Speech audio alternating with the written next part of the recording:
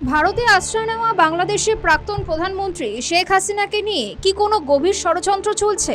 সম্প্রতি নিউ দিল্লি পোস্টে প্রকাশিত সাংবাদিক এম এ হোসেনের একটি চাঞ্চল্যকর দাবি করেছেন তিনি। তার পোস্টে দক্ষিণ এশিয়ার রাজনীতিতে কার্যত তোলপাড়। সেখানে দাবি করা হয়েছে তুরস্কের শক্তিশালী গোয়েন্দা সংস্থা ভারতে অবস্থানরত শেখ হাসিনার ওপর নজরদারি এবং তাকে বিপদে ফেলার এক গোপন অপারেশন চালাচ্ছে।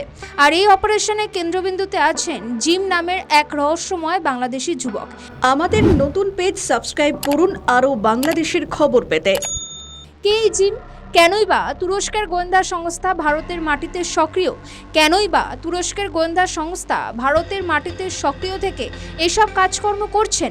এই ষড়যন্ত্রের মূল হোতা হিসেবে যার নাম উঠে এসেছে তিনি হলেন মোহাম্মদ জুবায়ের জিম। প্রতিবেদনে বলা হয়েছে জিম একজন বাংলাদেশি পাসপোর্টধারী যার ভারতীয় ভিসার মেয়াদ গত 5ই জানুয়ারি শেষ হয়ে গেলেও তিনি অবৈধভাবে সেখানে অবস্থান করছেন। জিম নিজেকে শেখ হাসিনা প্রোটোকল অফিসার হিসেবে পরিচয় দেন, কখনো আবার নিজেকে বাংলাদেশ সেনাবাহিনী মেজর বা এনএসআর পরিচালক বলে দাবি করেন। প্রতিবেদন সূত্রে জানা গিয়েছে তিনি আসলে বাংলাদেশ নৌবাহিনীর একজন বহিষ্কৃত ক্যাডেট। তার কোনো পরিচয় নেই। এম এ হোসেনের প্রতিবেদন অনুযায়ী জিমের সঙ্গে তুর্কি গোয়েন্দা সংস্থা MITর যোগাযোগ হয় তার স্ত্রীর মাধ্যমে। গত বছর জিমের স্ত্রী বেশ কয়েকবার তুরস্ক ভ্রমণ করেন। অভিযোগ রয়েছে সেখানেই তুর্কি এজেন্টরা তাকে শেখ হাসিনা সংক্রান্ত সংবেদনশীল তথ্য সংগ্রহের দায়িত্ব দেয়। এরপর থেকে জিম শেখ হাসিনার ব্যক্তিগত যোগাযোগ, অবস্থান এবং নিরাপত্তা সংক্রান্ত গোপনীয় তথ্য পাচার করে আসছেন। এই অপারেশনের অবস্থান এবং নিরাপত্তা সংক্রান্ত গোপনীয় তথ্য পাচার করে আসছেন। এই অপারেশনের উদ্দেশ্য কেবল নজরদারি নয়, বরং আরও গভীর কিছু। গোয়েন্দা সূত্রে দাবি করা হচ্ছে জিমকে এমন কিছু পরিস্থিতি তৈরির দায়িত্ব দেওয়া হয়েছে যা শেখ হাসিনার নিরাপত্তাকে ঝুঁকিতে ফেলতে পারে।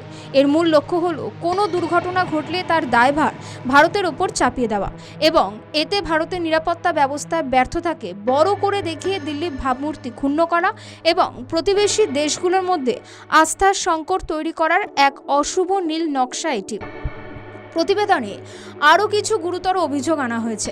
তুরস্কের গোয়েন্দা সংস্থা এবং পাকিস্তানের ISI মিলে বাংলাদেশি উগ্রবাদী নেটওয়ার্ক সক্রিয় করার চেষ্টা করছে বলে দাবি করা হয়েছে। প্রতিবেদনে দাবি করা হয়েছে জিম সম্ভবত বাংলাদেশের বর্তমান প্রধান উপদেষ্টা ডক্টর মোহাম্মদ ইউনূসের সঙ্গেও কোনোভাবে যুক্ত হয়ে শেখ হাসিনা ভাবমূর্তি নষ্ট করার প্রচার চালাচ্ছেন। এমনকি একটি চীনা প্রযুক্তি কোম্পানির সঙ্গে টেলিকম সংক্রান্ত লেনদেনে জিম মধ্যস্থতাকারী হিসেবে কাজ করেছেন বলেও অভিযোগ উঠেছে। জিমের বিরুদ্ধে ইউরোপ এবং দক্ষিণ কোরিয়ায় বসবাসরত আওয়ামী লীগ কর্মীদের ভয় দেখানো ও টাকা আদায়ের অভিযোগও রয়েছে।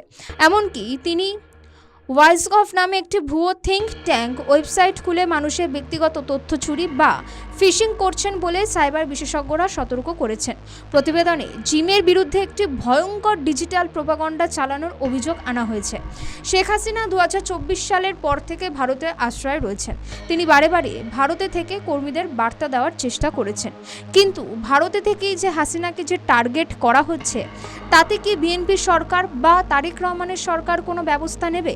সেদিকেই নজর থাকবে। আমাদের ভিডিও ভালো লাগলে লাইক ও শেয়ার করুন, কমেন্ট সেকশনে আপনাদের মতামত জানান। আরও ভিডিও পেতে আমাদের চ্যানেলটিকে সাবস্ক্রাইব করুন এবং প্রতি মুহূর্তে খবরের আপডেট পেতে প্রেস করুন বেল আইকন।